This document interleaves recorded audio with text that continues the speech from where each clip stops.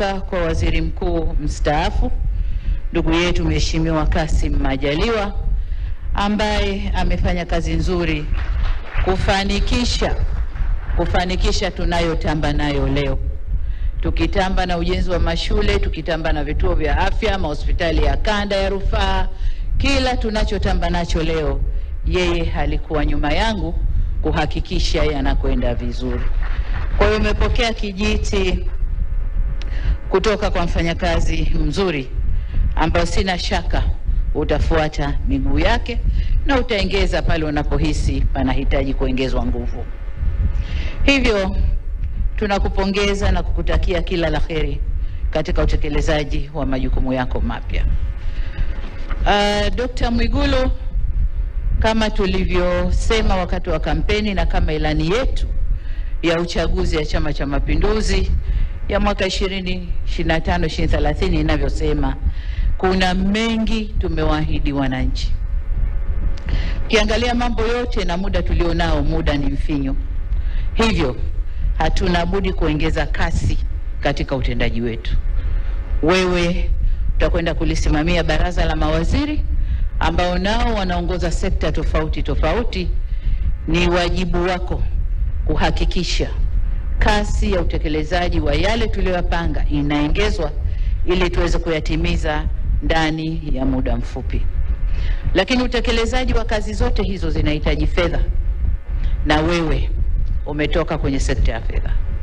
Kwa muda wa miaka 5 umejua vichochoro vyote tulivyokuwa tukipita kutafuta fedha. Kwa hiyo utamsimamia atakayekaa kwenye nafasi yako ili naye aweze kupita kule tulikopita, fedha ipatikane na kazi ifanyike. Kwa hiyo kwa ufupi, una kazi kubwa sana. Una kazi kubwa sana, na leo baadaye nitakwenda kulifungua bunge la 13 la Jamhuri ya Muungano wa Tanzania, ambao nitaeleza yale yote ambayo tunatakiwa kuyafanya ndani ya kipindi hiki cha miaka 5. Kuna mengine uliyasema mwenyewe jana pokuwa bungeni, nilikusikiliza vizuri, na ni imani yangu kwamba hukuyasema tu, lakini una moyo wa dhati kuyasimamia yale yote.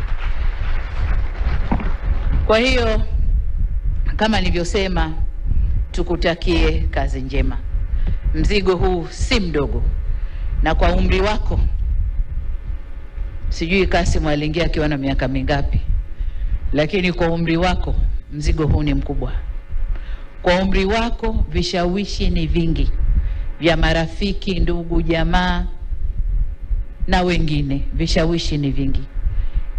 Nafasi yako ile haina rafiki, haina ndugu, haina jamaa. Ni nafasi ya kulitumikia taifa hili. Kwa hiyo nikutakie kila la kheri katika utumishi wako, na mengine tutaelezana kwenye vikao vyetu vya ndani pamoja na baraza la mawaziri.